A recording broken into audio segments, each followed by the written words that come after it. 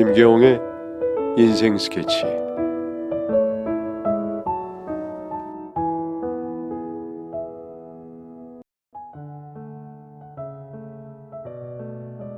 안녕하세요. 저는 30대 평범한 여자입니다. 남편이랑 3년 전에 결혼해서 아직 애는 없지만 나름 알콩달콩 잘 살고 있습니다. 아휴, 근데 화목하기만 한 이 가정에 엄청난 재앙급의 문제 하나가 있는데 그게 바로 시어머니세요. 과거 이야기부터 해나가야겠네요.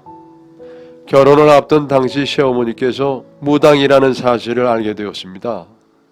저희 집은 비록 무교였지만 뭐라 설명하기 힘든 반감이 생기더라고요.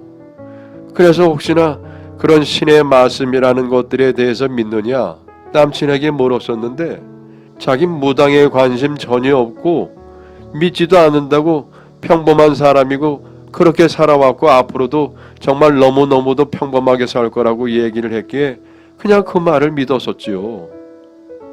하지만 그래도 왜 무당이라고 하면은 선입견이 있잖아요. 괜히 무섭고 저희가 사는 세상과 똑같은 세상을 살고 있지만 평범한 삶은 아니잖아요. 굿도 하고 사람들 점도 봐주고 집에 신도 모신다고 하더라고요. 가끔 접신이 되면은 다른 사람처럼 행동도 하기도 하고요. 아휴, 신내림은 가족 유전이라고 대물림 된다고 하던데 제가 자꾸 걱정의 목소리를 내니까 어차피 말했어야 할 것이라며 마지못해 이야기를 합니다. 근데 글쎄 어머니께서 새어머니라는 거예요. 그나마 불행 중 다행이었죠. 새 시어머니기에 대물림이나 이런 것들 그런 걱정은 안 해도 된다고 하더라고요. 그때 처음 알았어요. 남친의 아버님이 재혼하셨다는 사실을요. 그래 대물림만 안 된다면야 남친을 사랑하니까 결혼해도 되겠지. 굳이 이런 일로 파혼을 해야 할까 싶어서 그때부터는 그냥 마음 잡고 군말 없이 믿음을 가지고 착착 준비해서 결혼을 하게 됐습니다. 근데 뭐 심내림을 받아서 무당이 되셨다 그리 말씀을 하시는데 글쎄요. 본인은 그렇게 말씀을 하시는데 저는 믿겨지지가 않는 거예요.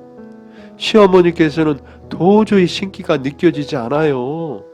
정말 1도 안 느껴져요. 말하는 것보다 다 틀리고 도무지 뭐 하나 맞는 것도 없어서 그게 더 신기하더군요. 아무튼 결혼 초에 큰 문제는 없었어요. 남친은 본인이 한 말대로 정말 평범하게 잘 지내왔고 여느 평범한 부부들처럼 신혼도 즐기고 알콩달콩 부부 생활을 이어나갔죠. 하지만 여기서 시어머니의 간섭이 하나 둘씩 시작이 됩니다. 솔직히 간섭만 안 해줘도 저희 부부 갈등 없이 잘 지낼 수 있었어요. 아휴, 근데 남편이 보기와 다르게 효자 아들이어요. 제가 이것을 간과하고 말았네요. 낳아준 부모가 아님에도 참 잘 챙기더군요. 사실 시어머님 처음 뵀을 때 첫인상은 나쁘기보다 오히려 좋은 쪽이었고 인품이 있으시고 덕이 많아 보이셨기에 걱정이 하나도 없던 것도 있었습니다. 근데 덕이 많아서 그런 건가 오지랖이 보통이 아니시더라고요. 그 오지랖은 신혼집을 구할 때부터 시작이 되었습니다. 내가 점을 봤더니 지금 너희 집 자리로 좋은 곳에 동남쪽으로 나오니까 그쪽에서 알아봐라 하시질 않나. 그래서 그쪽에서 집 골라서 샀더니 침대는 머리가 어느 방향으로 오게 둬라 뭐 해라 등등 사사건건 간섭이 시작되시는데 솔직히 믿지도 않는 사람 입장에서 얼마나 스트레스겠어요. 그래도 좋은 마음으로 잘 지내려고 생각했던지라 그때는 그냥 하자고 하시는 대로 다 했습니다. 일단 신혼집만 다 하고 나면은 뭐 간섭받을 게 또 있겠나 싶은 생각 때문이었는데 아유 제 오산이었어요. 결혼하고 2년이 넘었을 때 애가 안 생기니까 피임이냐? 그게 아니라면은 불임이 의심된다며 검사를 해보라고 포치시더라고요. 딱히 피임한 건 아니었지만 남편이 그냥 뭐 검사해서 나쁠 건 없으니 해보자고 해서 피임 검사도 했지만 둘 다 정상이었어요. 그 후에는 저희도 아이 생각은 있었으니 열심히 노력을 했습니다. 그런데 1년이 지나도 안 생기는 거예요. 둘 다 정상이라는데 노력해도 1년간 안 생기니까 좀 초조하기도 하고 불안하기도 하고 그런 마음이 들더군요. 근데 가뜩이나 저희 부부 마음도 싱숭생숭한데 여기서 또 시어머니가 끼어드십니다. 손주 못 봐서 안달난 사람처럼 달려드시는데 이것저것 이유를 다 가져다 붙이시면서 이제부터는 자기 말대로 해보라며 진짜 이렇게만 하면은 애가 들어선다고 열별토하시는데 듣자 하니 진짜 별의 별거를 다 말씀하시더군요. 부부관계 할 때 뭐 이렇게 해라 저렇게 해라, 머리맡에 삼신상을 두면 된다, 자리가 좋아야 하니 안방 말고 다른 곳에도 시도를 해봐라, 그것도 다 안 되니까 이제는 심지어 날짜를 보시더니 달력을 가리키시면서 이때는 기를 배출하지 말고 모아야 할 기간이라 금욕을 하고, 그리고 이제 이날부터는 쉬지 않고 관계를 가져야 한다면서 말하시는데 무려 석 달이나 관계를 쉬라는 거예요. 참, 그러다 다른 여자랑 바람나서 애 생기는 거 아닌지 몰라. 여튼 그래도 효자들 일단 하자는 대로 해보자고 해서 다 해드렸는데 끝까지 효과를 본 것은 없었습니다. 이만하면은 그만하실 때도 됐죠. 제가 모든 무당들을 아는 것은 아니라 딱히 뭐라 말할 수는 없겠지만 저희 시어머니가 가짜인 건지 참 일 속 편하게 한다고 생각을 했습니다. 이건 아니면 말고식인데 해보고 안 되면은 조상 탓에 자리 탓에 이것저것 다 가져다 붙이더라고요. 이제는 남편도 하다 지쳤는지 알아서 하겠다고 어머니께 한 소리 했어요. 그 다음부터는 그래도 좀 편하게 지냈네요. 그런데 그로부터 몇 달이 지나지도 않아 역사적인 사건이 터집니다. 그날은 토요일로 시아버님 생신이셨어요. 그래서 저희 집에 음식을 다 차려놓고 시부모님을 모셔서 식사를 하기로 한 날이었습니다.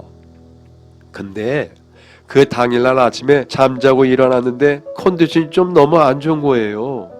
자꾸 속이 울렁거리는 것 같고 두통이 있는 건 아닌가, 아무튼 아플 거 생각할 셈도 없이 점심에 가족 식사하기로 했으니까 아침에 일어나서 바로 준비하고 장 보러 나가서 이것저것 사왔죠.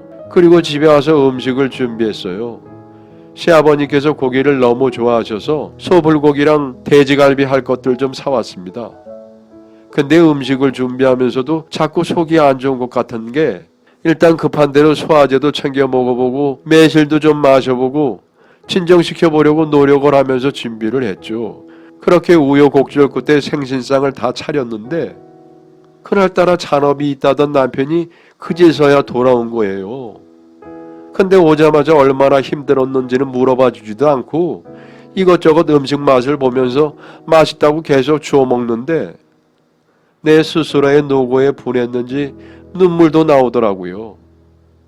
이렇게 아픈 몸 이끌고 어찌저찌 생신상까지 다 차렸는데 쌓여있는 설거지 거리들이며 부산실에 놓여진 주방 도구들을 치워줄 생각은 안 하고 맘만 보고 휙 가서 소파에 앉아서 노트북을 켜니까요.